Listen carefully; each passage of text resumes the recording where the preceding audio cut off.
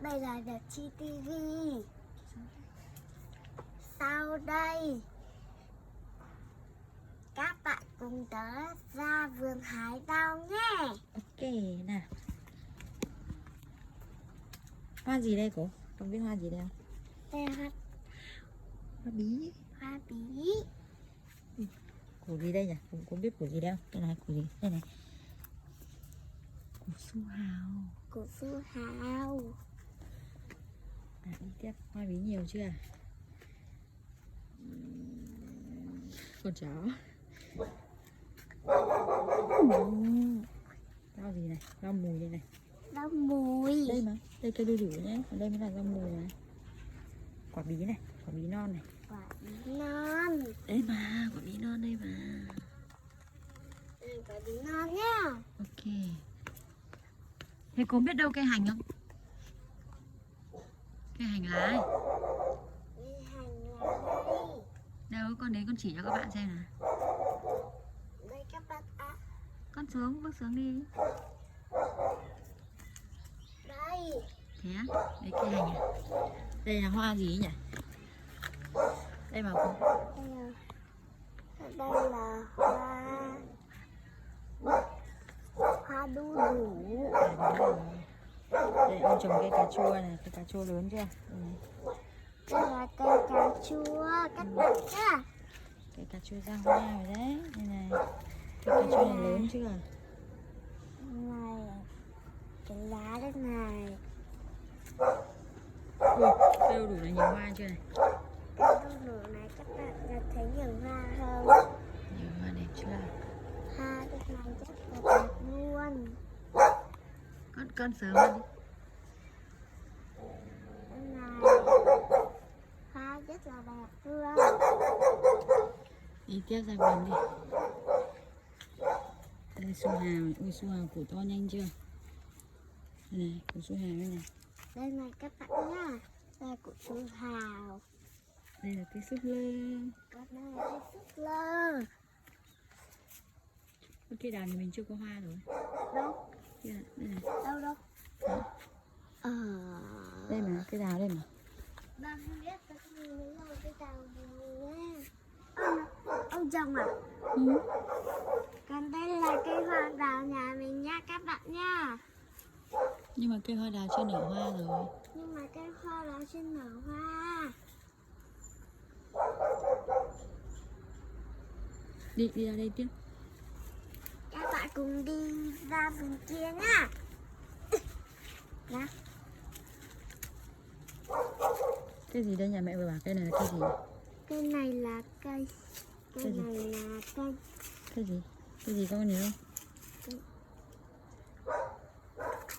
Cây đu đủ. Cây vú sữa này.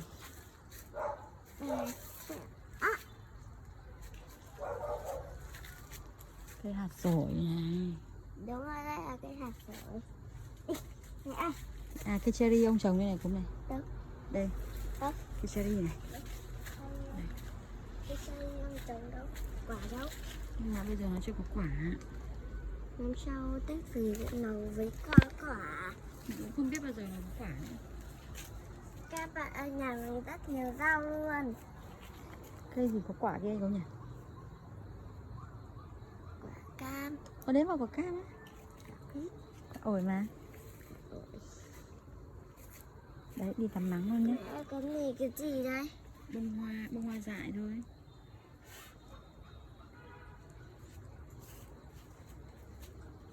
Rất nhiều rau. Con hái một bông hoa bí đi. Bông hoa bí. Đấy. Còn đây là con bướm đang bay. Đây là bông hoa trắng. Qua bí rồi đây này. Đấy hai con bướm kìa, hai con bướm kìa. Đây là hai con bướm đi theo nhau. Đấy. Con ong thì đi tìm mật. Đúng không? Đúng rồi. Này, cây bí này, cây bí ông trồng này này. Cây đây ông trồng bây giờ nó chưa lớn đâu. À, khi nào nó lớn thì mình ăn nhá. Mình lấy để mình hái rau về ăn nhá.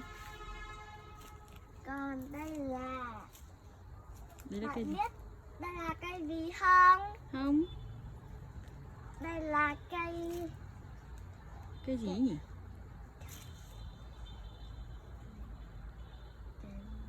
Tre gì nhỉ? cái cherry. Đúng rồi, cái cherry. Đây là cái cherry nhá các bạn. Bây giờ Cherry, là cherry trên lady mặt ấy. đây.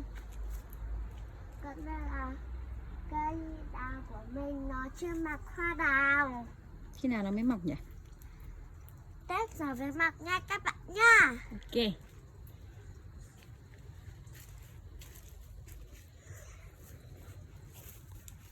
Đây là 2 con bướm ở vườn mình.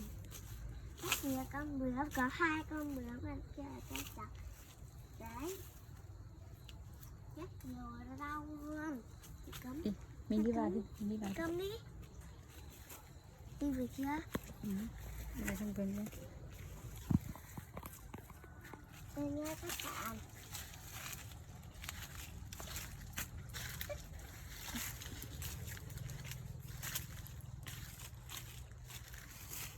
Các bạn ơi, rất nhiều rau nhà mình luôn, có cả hoa này.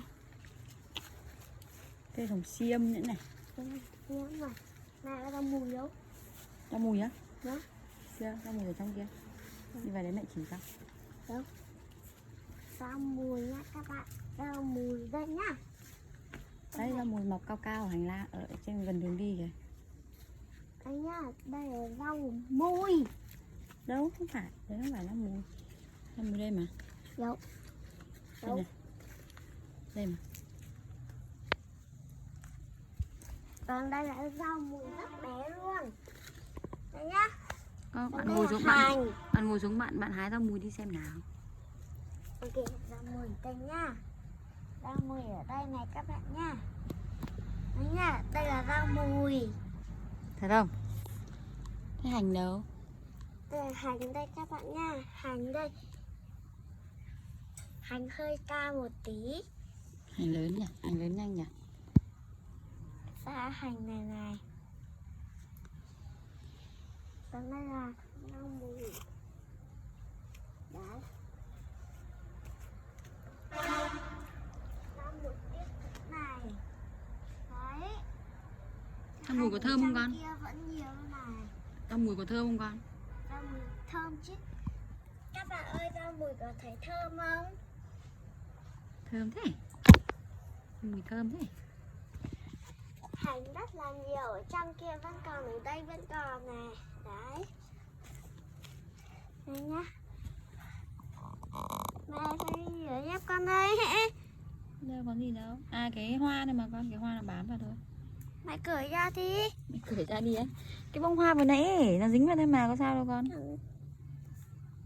Dính. Mày cởi ra đi à? Ừ. Hết rồi. Hết đâu. Thế con nhặt nốt ra. Đây cô mơ có cái gì đây bé bé đấy con.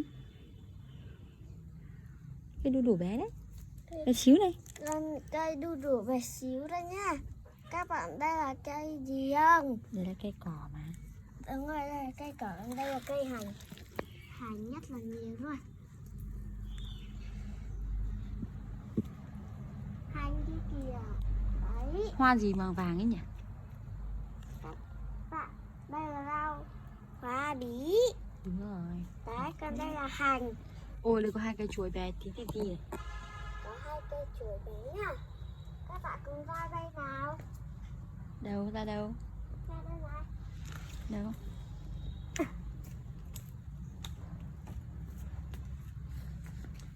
Các bạn biết đây là rau gì? Không biết.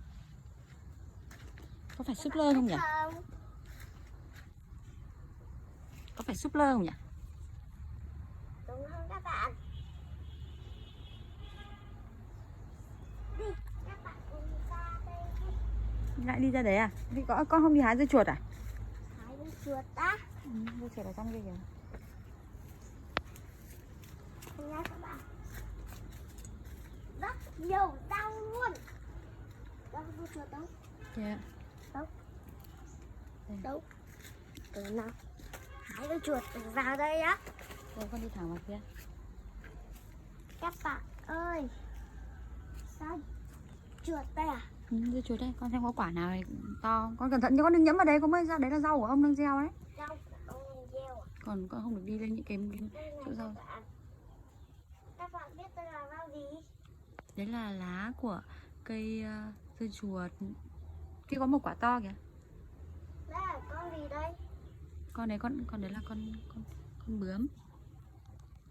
Ồ, cái ớt này nhiều quả chưa? Các bạn thấy không? Đây là rau chuột. Đây. Đấy là nhẫm vào rau của ông bây giờ. Nhiều rau luôn. Đây là ông mình gieo cái. Đây nó rất là bé luôn. Đây là Đấy. ông đang gieo rau cải. Con xuống con sờ xem nào. Con sờ vào ngọn rau cải đi. Rau cải đâu?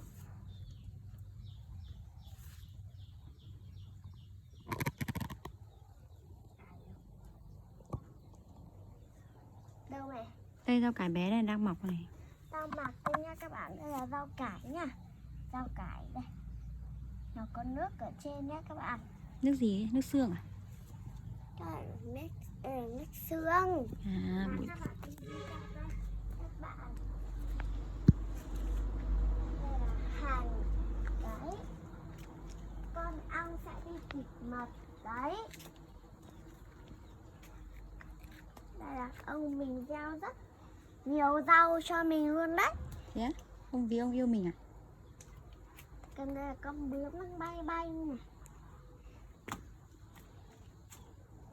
Các bạn biết đây là rau ở trong này là rau gì?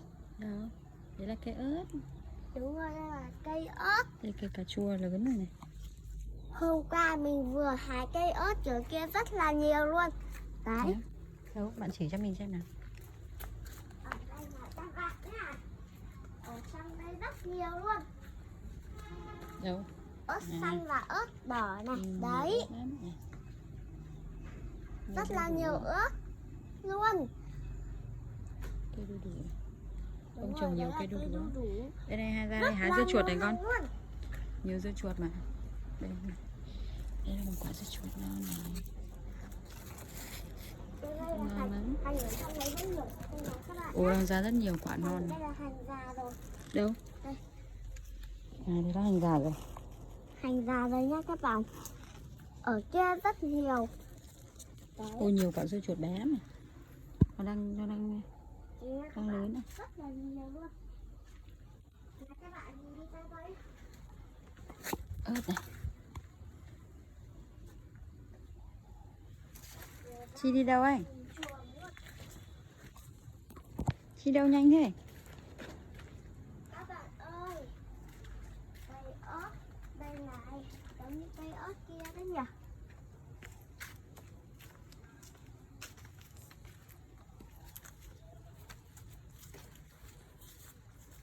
Các bạn biết đây là Ô, có mấy bông hoa gì bé xíu này.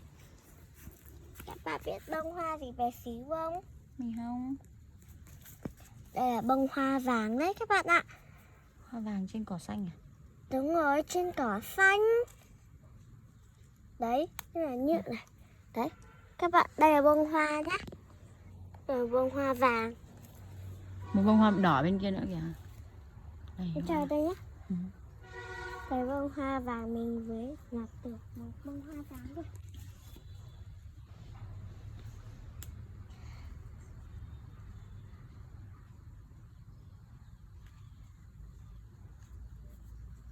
Ở đây rất là nhiều luôn.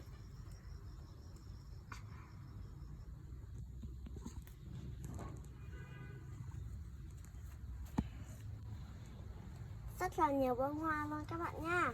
Hoa đẹp lắm. Hoa bé xíu xíu. Bông hoa bé xíu xìu xiu nhá.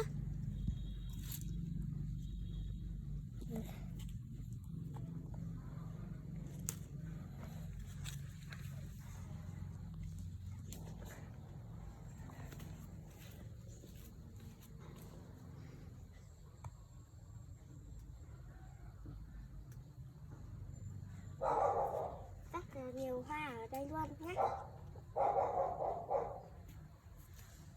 đây nha các bạn. Hôm qua mẹ còn nhìn thấy một bông hoa màu đỏ cơ. Đâu? Đâu hoa màu đỏ đâu? Kia hả? Đâu? Đây này. Đây á. Hoa màu đỏ này. Các bạn, đây là bông hoa đỏ nhá. Không biết hoa gì luôn. Bông hoa đỏ. Đây là bông hoa đỏ. Đây này, bông hoa đỏ đây nhá. Nhặt bông hoa đỏ thôi. Hoa vàng với hoa đỏ.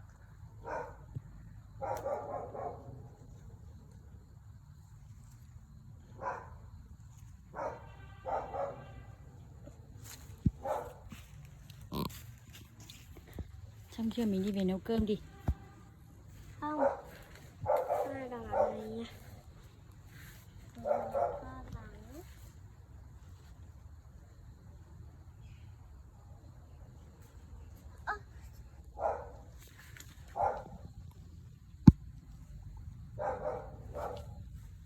Chi ơi, đi về nấu cơm đi Chi ơi.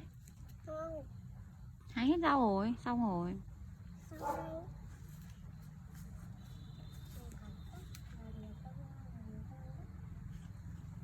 Bố về rồi. Bye bye các bạn đi con. Bye bye các bạn để đi về nấu cơm nào. Tớ chào các bạn. Hôm nay tớ dạy các bạn. Đến đây là hết rồi. Tớ chào các bạn nha. Bye bye. Bye bye.